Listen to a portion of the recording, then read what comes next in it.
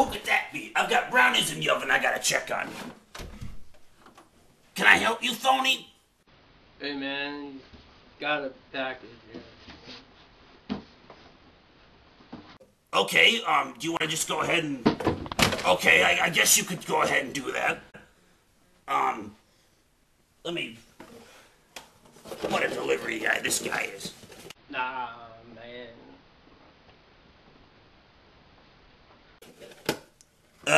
There's no return address on there. Who is this from? Could you please sign for the package, sir? Please, sir.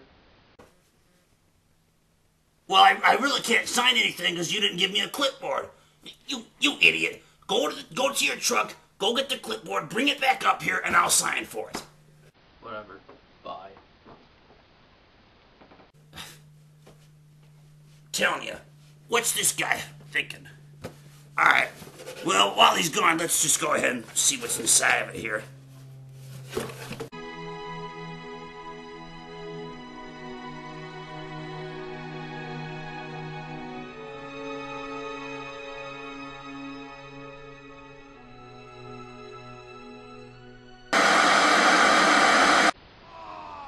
I guess Crazy Pretzel should have learned that if you mess with Grumpy Cheeto, you're gonna get burned. Or nuked. So now that I've taken the trash out, I know all of you tuned in for a epic Impact Wrestling review. So, the Black and White Delight is going to be bringing you your Impact Wrestling review this week. So, let's jump right in to Impact Wrestling. So, I have to say that Impact Wrestling has a nice new intro. I didn't see it last week, and I honestly missed the show last week. But I have to say, Impact Wrestling has a nice intro. I like it. I like the light blue and the white that they're sporting here. I like the colors. So I think they're doing a good job here. Kick it off with the match. That's how I like it. AJ Styles and Daniels versus Bully Ray and Tommy Dreamer. This is a street fight. Not a bad match. I gave it a 3 out of 5. Black Rangers. AJ Styles apparently is wrestling with a injured neck, and so, you know, because he can do most of the moves that he did with an injured neck, like a Pele and a springboard something. I don't know, he did something springboard-like. So, there was a nice trash can lid spot where, like, I want to say it was Daniels was hitting Bully Ray with the trash can lids. And then Bully did the whole Billy Gunn or Ric Flair fall down thing, and he fell like right into another trash can lid on the ground. I thought it was actually kind of funny.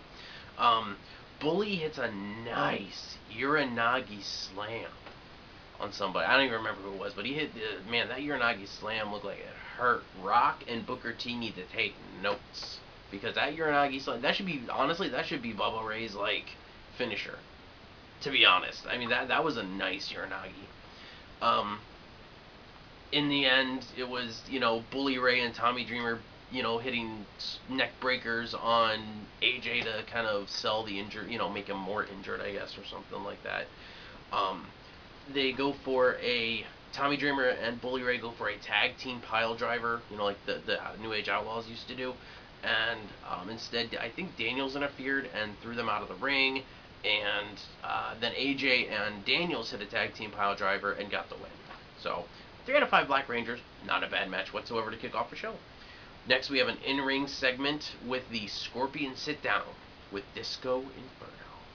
Disco fever, disco fever. Sorry. You basically said that, you know, he said that I brought you out here to bury Sting. Disco said he's not going to do it. Anderson beat the... And actually, it was really funny. He said, he was like, Anderson, you are a dick. He said, you're not an asshole. You're a dick. And then Anderson's like, what? And then Disco actually, the little microphone that Anderson used comes out, and he does his little disco thing, and then he goes, dick. and then Anderson beats the crap out of him. I thought it was a great segment with Disco. Honestly, it makes me miss Disco. They should give Disco a contract and bring him back. He can go for the TV title again. Feud with Eric Young. I think that would be, or tag team with Eric Young. I think that would be great. Alright, next we go to a backstage promo with EY and Gunner. Basically, they set up in the bathroom the Finger Poke of Doom match for later on that night. An in-ring promo with Velvet Sky and ODB, which, God, I love Velvet Sky. I'll tell you what, I'm glad they are giving her more screen time. Although she's involved in like 3 or 4 storylines, I don't care. Because you know what? The more Velvet I see, the better I am. But ODB comes out and says it's chicks like her that got her fired back in the day, and ODB beats up Velvet. Although they really kind of buried Velvet in this segment, which I was kind of sad about, but I just was happy that Velvet was on the screen. Next we go to another backstage promo. Look, TNA put like 5 promos in a row. What a shocker. I thought it was supposed to be Impact Wrestling. Anyway, so we go backstage with Bischoff and Bear Money. Bischoff said, "Wow, Robert Roode, you've got a bad wing. You die." After what happened last week, which was the whole chair thing with the shoulder and everything. Storm then says Bischoff says that that James Storm is like a hillbilly Jesus and he can wipe some mud on his arm and heal him. And then as they're leaving, of course, Eric Bischoff says, sorry about your damn luck, which is James Storm's line. And then as James Storm's walking out, he knocks off the papers. He's like, sorry. He's like, oh yeah, that's original. He's like, after he walks out, he knocks his papers off his desk and he says, sorry about your damn papers. So I thought that was pretty funny. There was also another part where James Storm was talking about us turning his boot sideways and sticking it where, well, we all know Hogan's been. So, actually that was my quote, not James Storm's. Anyway, alright, so we keep on moving on. We got another backstage promo, of course. This is why I don't do Impact. I'm sorry. I can't handle the consistent promos. Another backstage promo with Kurt Angle and Matt Morgan. Basically, it was a pep talk for him facing Jeff Jarrett. Wow. Second match of the night, which is after 45 minutes to an hour into the show, is Jeff Jarrett versus Matt Morgan. I gave this match 2 out of 5 Red Rangers. This was not a bad match. It's just all the interference and all, this, I don't know. I think they need to put Matt Morgan in the world title picture and just be done with it. And actually have him win the world title. I know he's young, but I'm sorry. In the middle of the match, Matt Morgan hits a nice Tonka driver on Jeff Jarrett. Then towards the end of the match, Karen Angle hands Jarrett her crutch. He hits Morgan in the throat with it, and then he hits the stroke. Morgan kicks out at 2. I was very impressed there. But in the end, of course, inevitably, Morgan hits a carbon footprint. Karen distracts the referee. Scott Steiner comes back and jumps in the ring. Hits the flat Steiner, which I guess is what he's calling that move that he does. And Jarrett, of course, gets the win. So,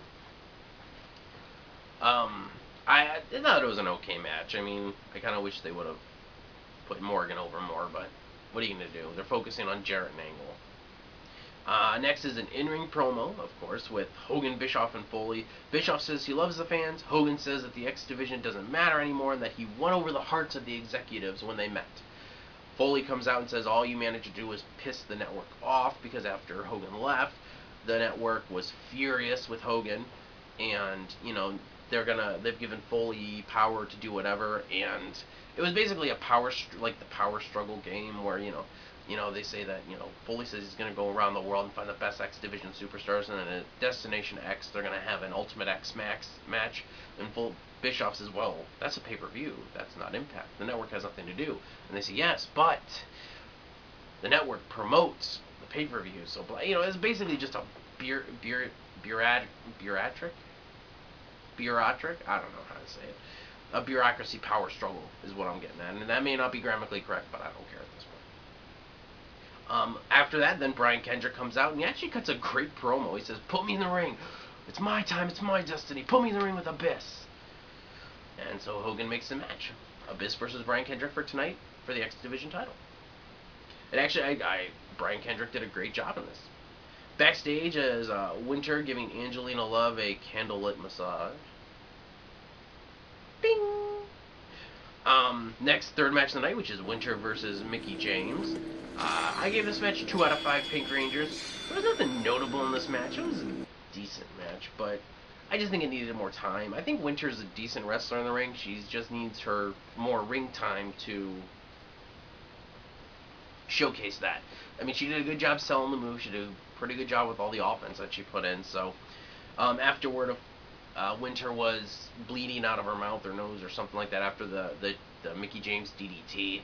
And Angelina Love went crazy and beat the crap out of Mickie James. So now we're in a Winter Angelina Love Mickie James feud. So hopefully Velvet Sky now is moving on and doing something different with ODB, which I'm actually excited about. That'll be a good feud, I think.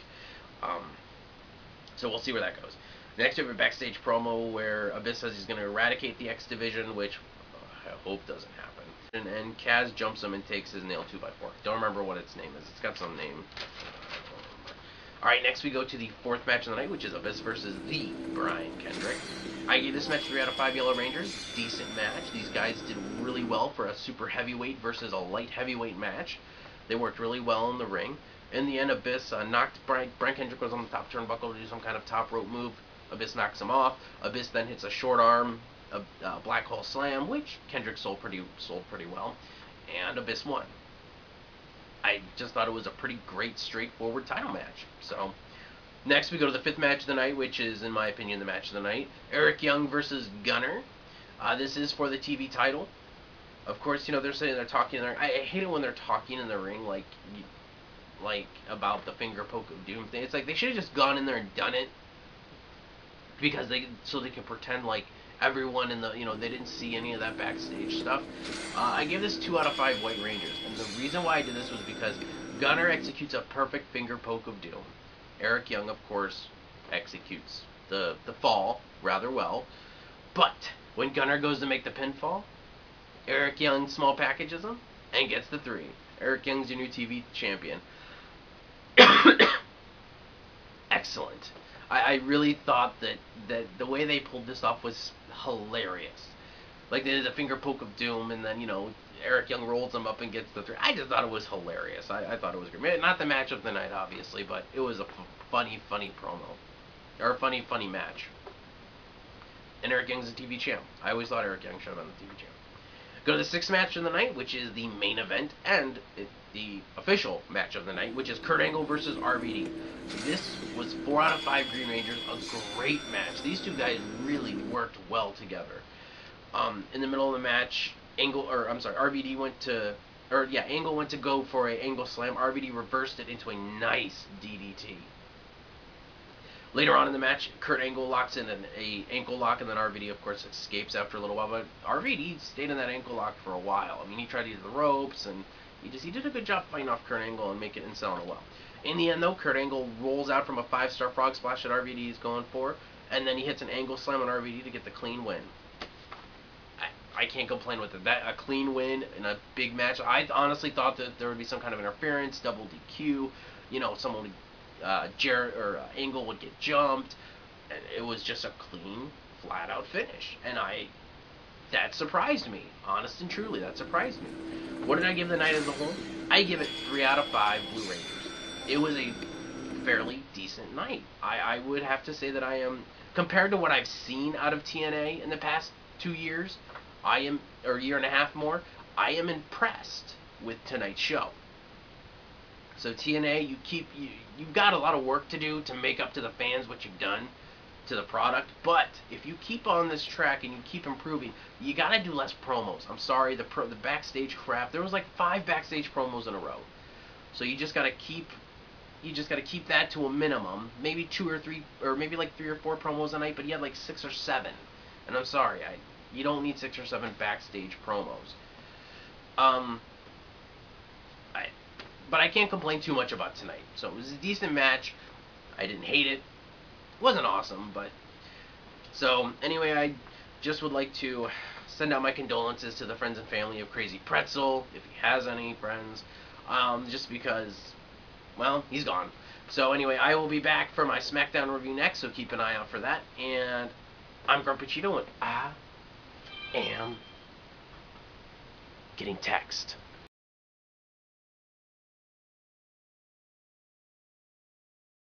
Yeah, I am an asshole.